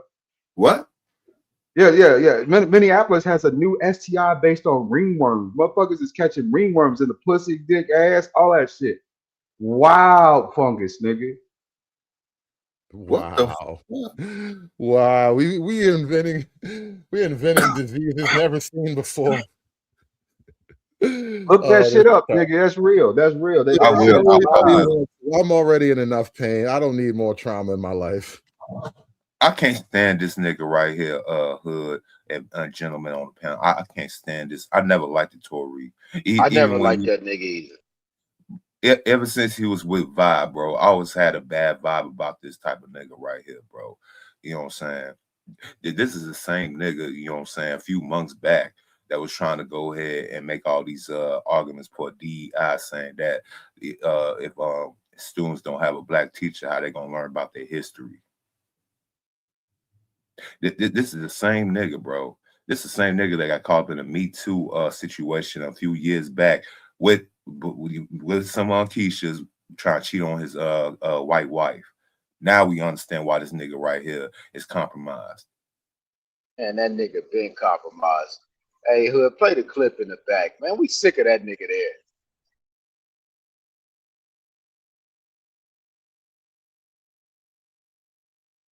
As I don't curse him out, and as long as I don't threaten him, I can say what I want. Am I correct? Yes. We sick and tired of that nigga there. We sick of as I don't curse him out. Now, real talk, that's kind of how the attitude has to be, though. Bro. Like, if black people, if black liberals are going to be so hostile against black conservatives that they're going to give white people the N-word pass, why do you think I'm not sensitive about the N-word no more? Because I know how you niggas give it up. I don't care about that petty shit. Nah, you're not going to gaslight me with some bullshit no more. No, Hood, this what makes me mad. The black liberals invite everybody to the damn barbecue. Everybody. Yo, yeah, everybody, bro. Like, hold on. Like, how did they go from niggas was talking about they wanted to get some reparations to now they fighting for niggas without IDs to go wherever the hell they want to go when these niggas can't even go nowhere without an ID? Shit is crazy. Let's make sure we make a distinction. This is the black liberal, the black progressive slash liberal making these type of fucking stupid statements. You are absolutely correct about that shit, bro. But hey, look, dude, all I know is I'm switching parties, man. From this day forward, this nigga is a liberal. This motherfucker. What up, Snowman? But nah, though, for real though. This is the last stop, like for real though. After this so-called, if all I gotta do is be a liberal to be able to openly use the N-word, I am liberal from now until infinity. I mean, you was already a goddamn monster. You see the shit? This is the shit I'm talking about. Unchecked, uncontrolled racism. Hey, all I'm saying is let's test it out in real time, man. That's all I'm doing. I'm testing the theory out in real time. Yeah. But this is the last straw right here. And people in the chat, people on the panel. This is a big, like the one with the glasses and the and we again, y'all gotta give me my flowers. I said this on Hood's panel 2 years ago. Y'all gotta be beware of the so-called Keisha with the grainy glasses, the natural hair, and sometimes with the septum ring. Every single last one of them had said some crazy stuff, especially the one talking about married women can't change their birth certificates to get there. Like a real critical thinking person got to think about, like, why would a woman? Why are you changing the subject from white people getting the N-word pass? Snowman really wants because we not liberals, Snowman. Right. Why are you changing the subject, man? You see what's on the screen? It says N-word pass. We're talking about the N-word pass. Hey, you gotta take that up with Torre. He's not. We don't represent Torre, Snowman. You need to go talk to Torre. Torre is Steven. Torre is Steven from Django and Carnage. Hey, it ain't too many niggas. A nigga with an apostrophe in his name, I don't trust that nigga anyway. Yeah, you probably got like a seashell necklace or some shit. I don't trust niggas like that. You know you do. Listen, Snowman, I'm gonna make you a deal. Right? You can drop the N-word as much as you like around and amongst black liberals. Damn, I don't know any black liberals. That's the only way to make it fly. Nah, that ain't cool, dude. That ain't cool. Because black liberals aren't saying it to black liberals. Or white liberals aren't saying it to black liberals. They're saying it to black conservatives. Oh, you gonna let these blacks They're tell you how saying to it to use black the word, conservatives, Steve? sir. So I should be able to say it to black conservatives. That means you. Oh, God damn it. Nah, it's not going to fly. You see, they're fucking If you up the race. support We had a ICE, sir, nice racial if you decline. support ICE, you are, in essence, Stephen. I'm just saying, we had a nice racial decline until this Look, this that ain't coon on gonna the fly like screen started giving out America N-word Express, passes dog. and shit. Hey, dude, it's your people. You better get your people in check then, because they're handing out fucking N-word passes like the shit's candy and lollipops. And Yeah, he passing it out, man. He's passing it out. This is a dangerous time we're living in right now. Just unfettered racism just coming from left and right. I'm just saying, this is your people. This is your people. Like America Express. Remember, no white person ever gave a white person an N-word pass. Ever. In the history of N-word passes. Ever. But they put this light-skinned dude up here to do it. He got the pass. He dropped the pass out like it was an ace of spades, didn't he? And you know, I think he's probably at least 30% white with a white wife. I'm sure he ranks somewhere in white America already. Like, this is such a fucking psyop. Hey, dude, I'm down for it. He been drinking Starbucks for years. Hey, I want to see how it plays out. This is my approach. I'm white. What's up, Freeman's Journal? Yeah. This is my approach to the whole N-word thing. Like, This is exactly how I kind of start to feel about it too. Like, you know, especially like, all right, being black and right wing, I started to notice years ago, they approach me as if I'm something like a white man in their eyes. Hood, just say it. You know you want to. Just say it. Just say it. Just say the word. Say it. Come on. You know you want to. Just say it. White, God damn it. Just say it. Wait a minute. I'm white. Where you going? Don't you ignore me. This is a perfectly good moment to throw your life away. That's why I love this clip, man, because that's what they will do, right? Just throw their lives away. So with the liberals. So Like, with the go liberals, ahead, they'll bro. throw their whole entire life away. Yeah, I just, like, a long time ago, man, the only one who did that to me, right, called me a hard R, was a Mexican dude. And I was like, I wasn't even offended. I was like, what are you talking about? Like, I'm better looking than you. I'm more educated than you. You know, I make more money than you. You are the hard R. And he just sat there with his mouth hanging open and just walked off. This guy looked like he sold meth. I'm like, bro, what are you doing? Even in the Boondocks, Mr. Ruckus, you know, Daddy Ruckus, he told that to Uncle Ruckus. He said, "What you trying to become, a Mexican? You got all these damn jobs. You just become a Mexican?" I will be honest with you. I don't like how these white liberals are taking the purity out of racism, though, with what they're doing. Yeah. Oh, that's the other thing. Look, they're just really killing the word, right? Yeah, Like, they this really whole are. N-word thing is, they're destroying it. Because see, what I think, you know, That's from my point of they're view, destroying the N-word.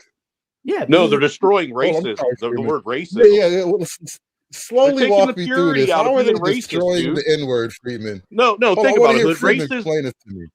being Listen. racist used to be a No, he brought- pure thing. No, Now it's listen. not. Now it's all muddied up and shit. Listen, as someone who is black and right wing, like, being that has always been a thing, right? I mean, I knew my politics when I was 10 years old. So to me, it's totally normal. But what I have just realized is, to most other people, it's not. Black and right wing is like weird, right?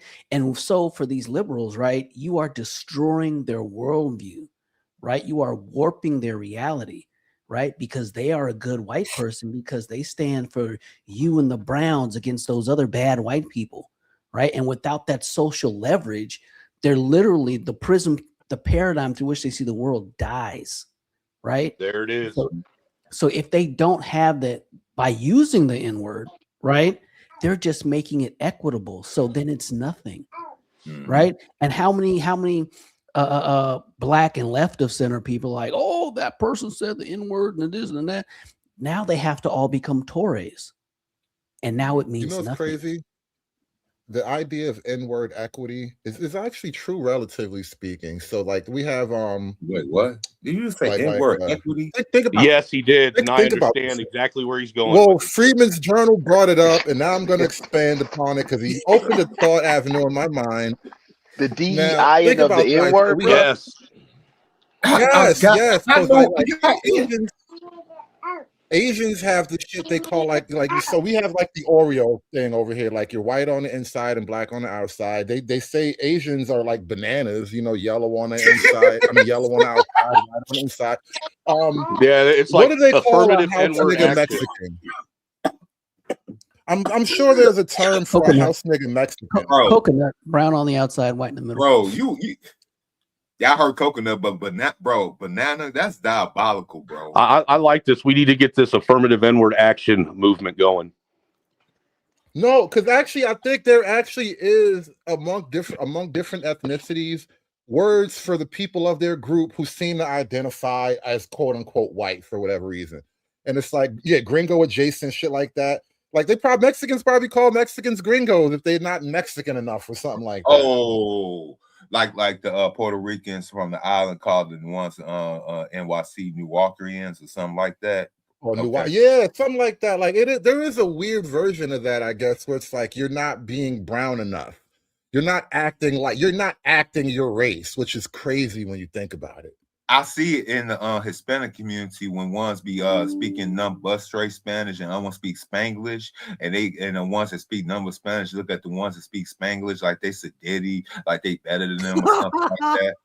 No, no. Just because I know proper English and I'm American doesn't mean I'm better than anyone. That means I just went to English class and passed the fucking. Yes, it does, class. sir. It absolutely does mean you're better than They're calling you it something really like does. a white man. That there is a hierarchy to that, whether we like it or not. Yeah, there is. It's not about how you feel. It's about how you speaking Spanish makes them feel. And it is a statistical fact that only speaking Spanish puts a glass ceiling on your life. Period. That is you know what though? It's interesting because if you remember, shout out to the chat. He said the word is pocho in Spanish. It's pocho. That acts white. I'm telling you, N-word equity. They have their own slurs and shit for people who are acting white or whatever. Yeah, they don't remember. If you remember, they treated Oscar De La Hoya different than they treated Canelo Alvarez. Oh right. yeah. And both of them are kind of like white Mexicans technically. But Canelo's from Guadalajara. But Canelo's a damn gringo. I mean, not a gringo. He's a ginger. Canelo's ginger as hell. But they support him differently than they did Oscar. They see Oscar as American. Bro, it's true though. That's the wild. That's the thing. Real Mexican isn't around skin color so much as it is also nationality, right? Because what does that say about real quote unquote black, Freeman? If you can call an Ice Age and a house nigga, then it's not even about skin color. Now it's really about a certain type of classification. I'm just trying to figure out what the borders of it is. Like a caste system, huh? Like, look, my Mexican homeboy was telling me a story about his neighbor, and I must have missed the part. I must have missed part of the story because he's telling me like normal stuff, like, "Hey, my neighbor said he'll help me out with my lawn or whatever," and he seemed real agitated. I missed the part where his neighbor is like a bald-headed neck tattoo Mexican, right? And he's just a regular Mexican dude. So I finally got it. I was like, oh, but like it's normal among all groups. You know what I mean? Regular folks. Yeah, all groups you gotta regulate that shit. So every group has a nigga problem. Everyone. Well, not even that, but like the nigga phenomenon. Yes, like they do. But here's the only difference with black people is that they tend to embrace their low class, and they establish the low class as victims that need to be embraced rather than the others that need to be done away with. And we normal blacks need to start procreating and leading what is black. That meaning normal blacks go free. Yes, because here's the argument: the authentic black, the authentic black identity is downtrodden, it's impoverished, it's oppressed, it's undereducated, it's underfunded, it lacks access. And so unless you're either championing those ideas or literally personally embodying those ideas, then somehow you become something approaching white. Exactly. And that's why I say this one. Hold on, I got this one question. This is what I ask them. I say, can black people be victorious? Right? people who have that downtrodden image of black people, and it always vexes them. Right? Of course can't they answer can. it. How many Super Bowl Here's the rings do black caveat. people No, hold? here's the caveat, and this is the leftist framework, and this is why it's all suicidal. Your victory can only come if you defeat and overthrow the white man. That's the only victory. Exactly. The concept of being victorious is tied to what the white man does. That's why it vexes them, right? To say that they can be victorious means they've either overcome the white man or the white man has given them something, because that's what they try to put on other people. Oh, they let you succeed, right?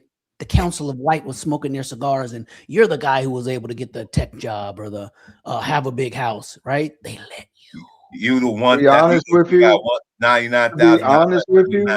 To be honest with you, that is part of a strategy. It's not all of Americans fall under that strategy, but certain Americans do fall under those types of strategies, right?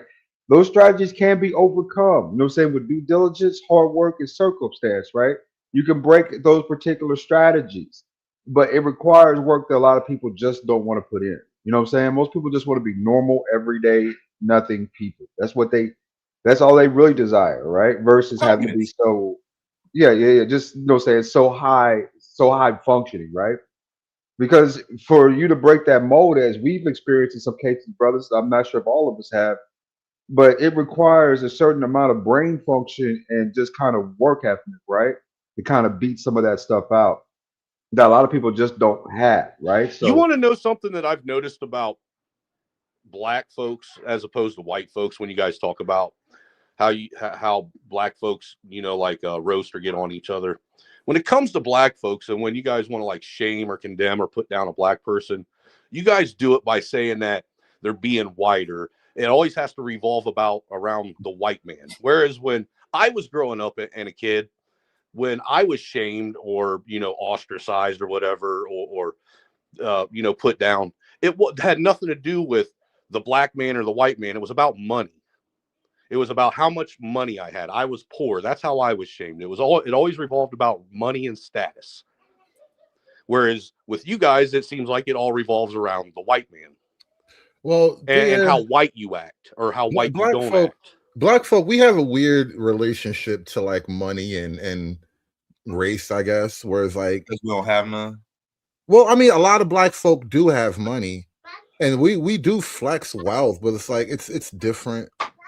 Because there's this, I don't know if white folk have this phenomenon or this a relatable concept of being like hood rich, the dude in the ghetto, but he's got money, and it's like finance bros, right? The finance bros. Well, not even just that, yeah, but like I mean, those same people though. Those same people exist in suburban areas too. It's always somebody who's the richest person in that neighborhood, right?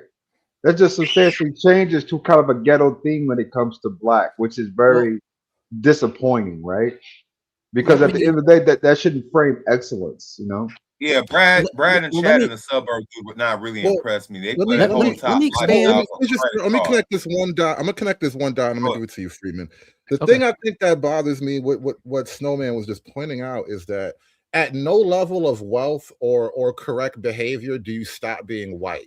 At some point, it's almost like you elevate your whiteness with a level of wealth and proper behavior. But with black people, you stop being black with a level of wealth and correct behavior. Correct. That's also the point I was going to make is you got shamed about money, right? But on the black side, it's still about money, right? Yep. Because if they know you have money, then it's an investigation of, well, how do you think? Yep. Will you accept this behavior? Right? Yeah, but see, Friedman, there's a difference between what I'm saying is never in this circumstance where it was about money was my whiteness ever brought up. Never right. once. I understand. It's not. You know what I'm saying? Right. And that's something that's really weird and ironically different to me. Well, it's about like the money aspect for black people it's like a legitimacy, like you've somehow escaped this thing called black because you can live in this neighborhood or this. So then it's like I said, that detective mission to find out what you will allow, right? How much of this niggerish behavior will you allow, and that determines how quote unquote black you are. I mean, I guess the only thing that I could say that might be comparable to what you're saying is the only time that someone's shunned for skin is if it's like a white person who comes from a family that doesn't agree with interracial shit and say they start dating a black person. You know, if it's a female, she's gonna be a mud shark. If it's a dude, he's just a traitor. You know what I'm saying? If it's a racist family.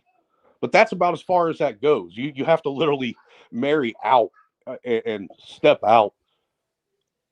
It's just weird to me. It seems like with the black culture, not being white is more important, or not being presumed as white or seen as white or having any affiliation with anything white adjacent is the most important thing to them as far as building who they are as a person within their character. And it's just crazy to me. It makes sense. Snowman, no. It makes perfect sense about the whiteness part of it, because remember, race as a concept wasn't created for white people. It was created for everybody else. You know, the word race itself comes from them racing to Africa to get slaves, bro. So race doesn't even pertain to you. It's about status within your position and your role in society, right? Versus others, it's about, you know what I'm saying, I guess somehow or another, I'm not sure exactly what we're trying to do. You know what I'm saying? I'm not sure if we're trying to manipulate. I'm not sure if we're trying to help. I'm not sure what we're trying to do with the white community people. But you're right. They're always brought up in question, right? It's some comparison, you know, to us in that circumstance. And me personally, I've learned to see it as just Americans are Americans, right? You got rich Americans, you got poor Americans. The rest of this is bullshit we make up for each other, you know, for the most part. So, you know, when I see a white American, you know, say I see, okay, this is the American guy, probably has to go to work just like I do, right? Every day, do whatever, whatnot. Versus as this supreme being, you know? I just always found that to be kind of a fallacy in society that we sort of view it that way.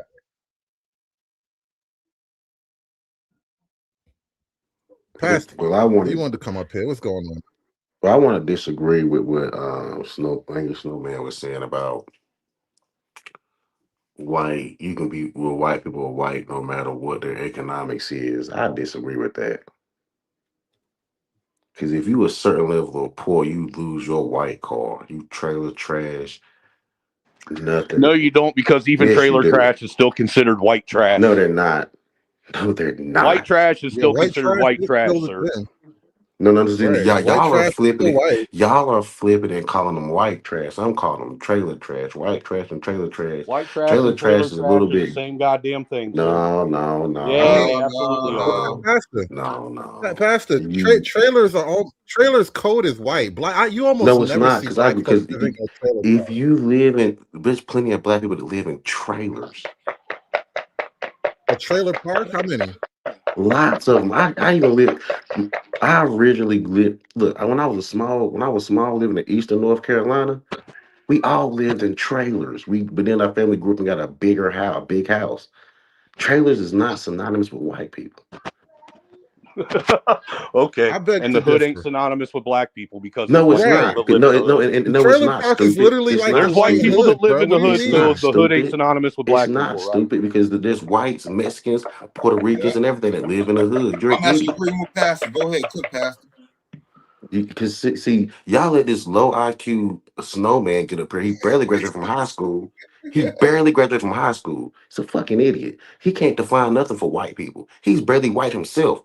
He's a How the Neanderthal, fuck a is trailer how trash. is a fucking Negro going to tell a white man what white is? You're not a white You man. don't even know You're a what trailer black is. trash. You You're can't even trailer define trash. what black is, dude. You argue with people all over the internet on You what are real black is, and you want to tell me trash. what white is? Get the fuck Yes, out of here. yes, you don't count. You Pastor, don't count. at If I what was income level? inquiring white people, I wouldn't ask you. At Pastor, at what income level does a white man truly become white? 80,000 and above, and snowman ain't there. 80K. Damn.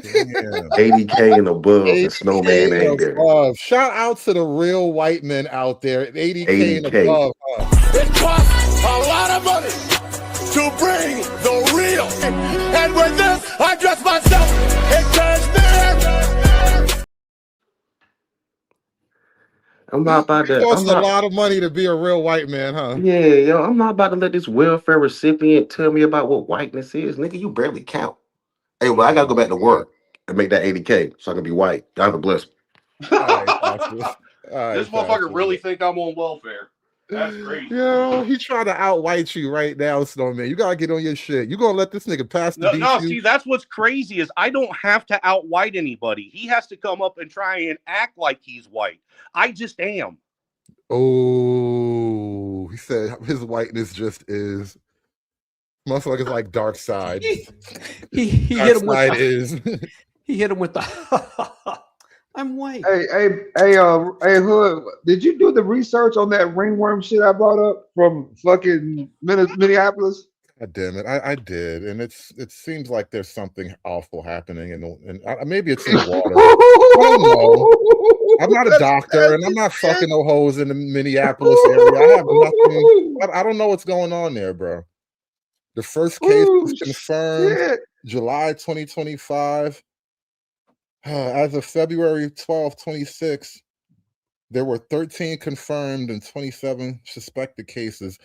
Some type of it's TMVI, a sexually transmitted fungal infection causing genital ringworms. Yeah, bro. Oh my god. Stay away from protest pussy, bro. So Atlanta is done. Miami's halfway done. What do you mean Atlanta isn't involved with this? No, I'm talking about all the ST. Atlanta is done for different reasons. I'm talking about all the ST hotbeds. Now, Minneapolis. How did Minneapolis and Minnesota get in? ST fungal infection, nigga. Damn. Yeah, hold on. I'm about to pull it up. I'm gonna draft this real quick. That's not even an STD. That's an SFI. What the hell? Yeah, it's giving ringworm. Wow.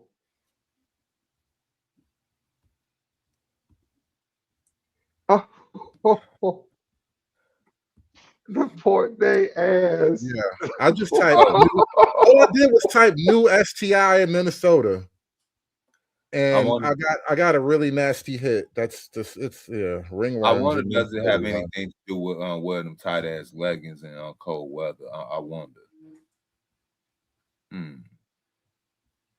Oh, let me go back in here. Let me see what you dropped in the chats.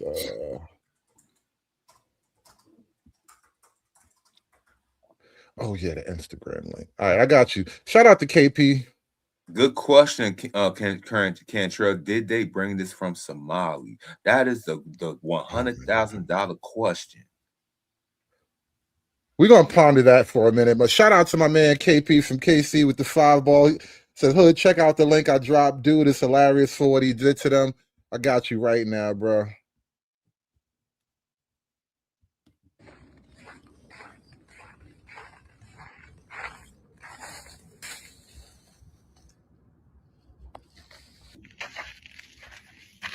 Oh wow.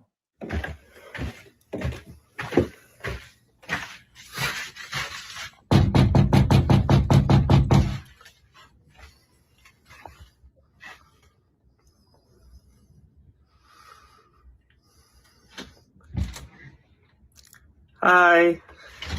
How are you? Fine. Can I help you? I saw your sign out here and I just had to stop. I absolutely love it. And I just had to let you know. Thank you. Yeah. And it says no human is illegal because we're on stolen land. Is that right? Yes. And I just love that because I'm actually trans. What?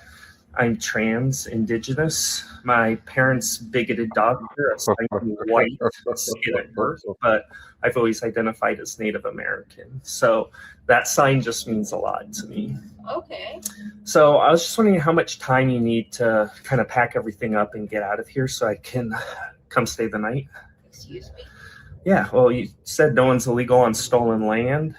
You're on indigenous land. So I was just wondering how long you need to get everything together because I want to come stay the night. No. Well, ma'am, I'm trans indigenous, and trans indigenous people are indigenous, and you're on our land.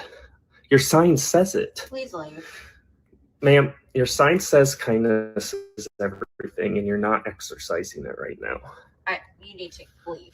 Right. So, okay, how much time do you need to pack everything up so that I can come in since you're on stolen land? You should practice what you preach and vacate right now because there is a trans indigenous man of color on your porch that wants to come inside. So are you going to do the right thing? No. Goodbye. I'll be waiting out here for you to pack up your stuff.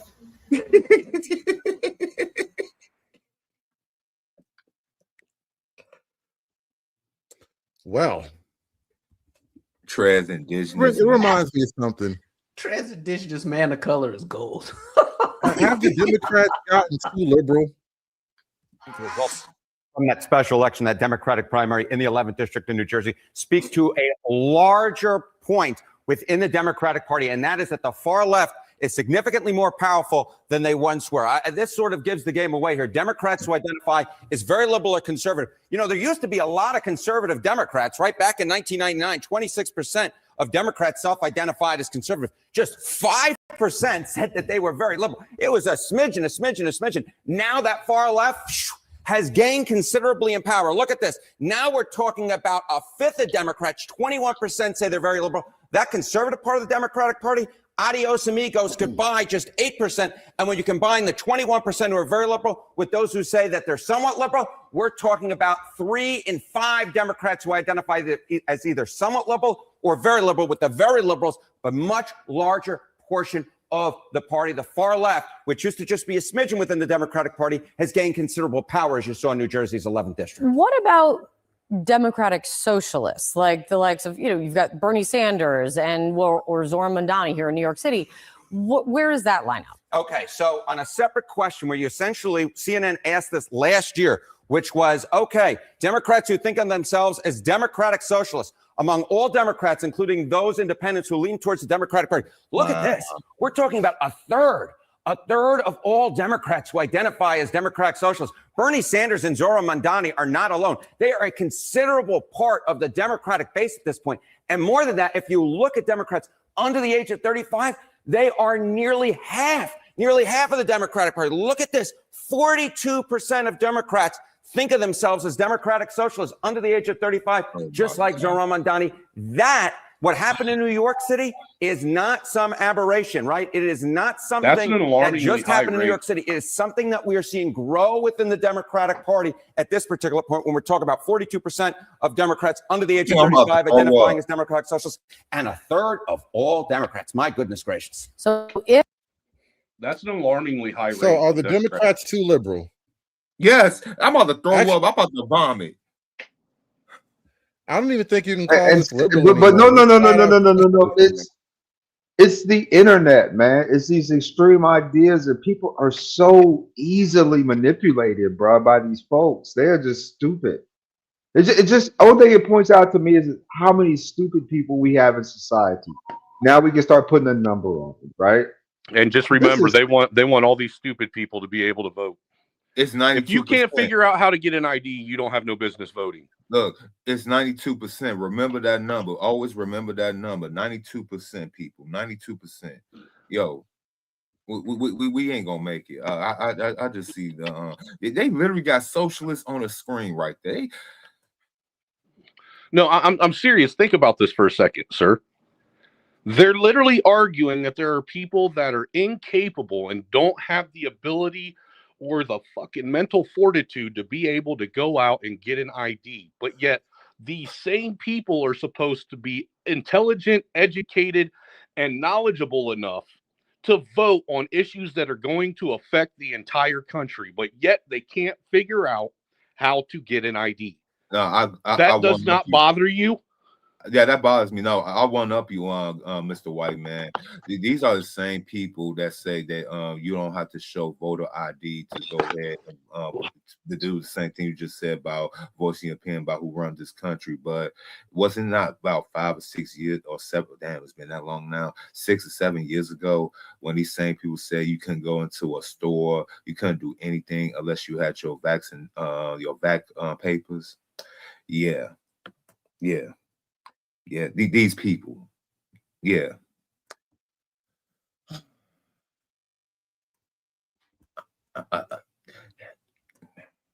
I passed the mic.